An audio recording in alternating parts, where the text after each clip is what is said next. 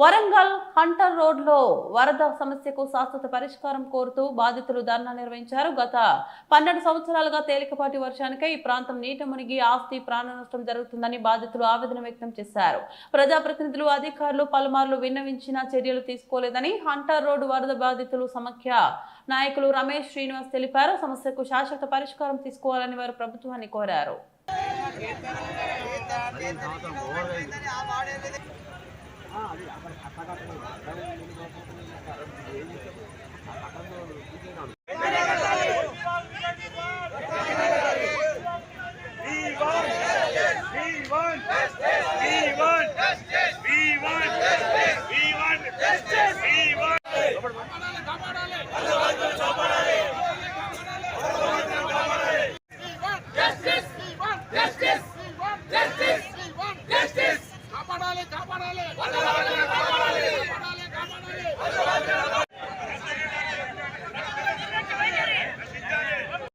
ఎలాంటి ప్రభుత్వ చర్యలు తీసుకోవాలి, అధికారులు ఎలాంటి దీని కార్యక్రమాలు చేపట్టలేదు. ప్రతి సంవత్సరం రోజు రోజుకు సంవత్సరం వర్షపాతం అధిక సంఖ్యలో ఎక్కువైతుంది. మొత్తం వరంగల్ ఉన్న చుట్టుపక్కల ఉన్న నీళ్ళంతా మా కాలనీలు జలమయమై అనేక ఇబ్బందులు పడుతున్నాం. ప్రజలందరూ కాలనీలలో 2 రోజులు నీళ్ళల్లో ఉండాల్సి వస్తుంది. ఎంతో ఆస్తి నష్టం, ప్రాణ నష్టం జరిగే అవకాశాలు కూడా ఉన్నాయి. ఇందులో గత 12 సంవత్సరాల నుంచి అధికారులు వచ్చుడు చూచుడు పోవుడే జరుగుతుంది అని ఎలాంటి కార్యక్రమం చేపట్టకుండా ఇక్కడ దీనికి సరైన డెవలప్మెంట్ చేయకుండా కాలనీలు ఇబ్బంది పడుకుంటే జలదిగ్ధంలో ఉండడం జరుగుతుంది.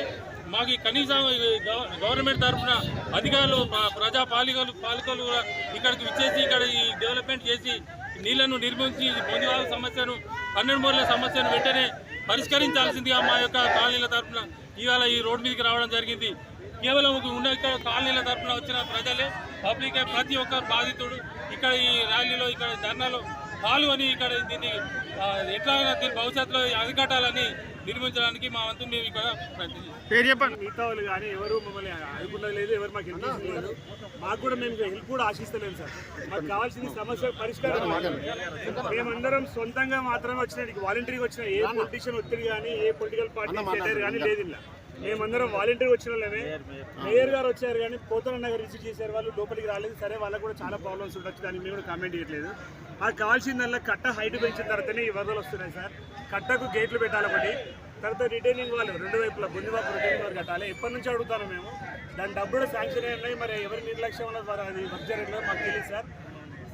సంజీవ్ నా పేరు, నేను అందరూ సాయినాథ్ గల్లా ఉంటాను సార్. సార్ మా ప్రైవేట్ ల్యాండ్ ప్లాటింగ్ కొట్టిన తర్వాత లేఅవుట్లు కూడా ఉన్నాయి సార్. ఇలా మా ప్రతి ఇంటికి పర్మిషన్ ఉంది, ప్రతి ఒక్కరు ట్యాక్సెస్ పే చేస్తాను. మీరు పర్చేజ్ ల్యాండ్ సార్, మేము కొనుక్కున్నాం ల్యాండ్. ఇది మేము ఎక్కడ కబ్జా చేసి లేదు, మాకు సంబంధం కూడా లేదు సార్. అది కబ్జాదారులు ఉంటే మీరు శిక్షించుకోవాలి, మాకు అవసరం లేదు. మా పర్మిషన్ ఉన్నాయి, మేము ఎవ్రీథింగ్ పర్ఫెక్ట్ ఉన్నాం.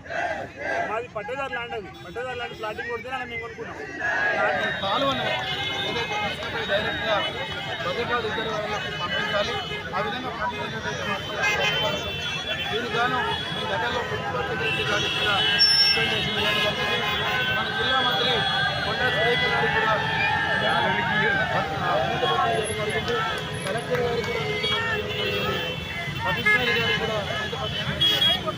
ఇంతమందికి వినతి పత్రాలు ఇచ్చినప్పటికీ ఎవరు కూడా మంత్రులు పరిష్కారం చేయడం లేదు. తద్వారా మేము ప్రతి ఏడు కూడా మరి ముందుకు రాసినటువంటి పరిస్థితి. మొన్న మీరందరూ తెలుసు, మొన్న కురిసినటువంటి భారీ వర్షాల వల్ల సుమారుగా మా ఇల్లు 6 ఫీట్లు 7 ఫీట్ల వరకు గ్రౌండ్ లెవెల్లో రావడం జరిగింది. చాలా కుటుంబాలు అనేక రకాలుగా సంబంధించారు. వాళ్ళు తినే తిండి గింజలు, బట్టలు, ఫర్నిచర్ అన్నీ కూడా మునిగిపోయి ప్రభుత్వం స్పందించి మరి ఈ సమస్యకు పరిష్కరించాలని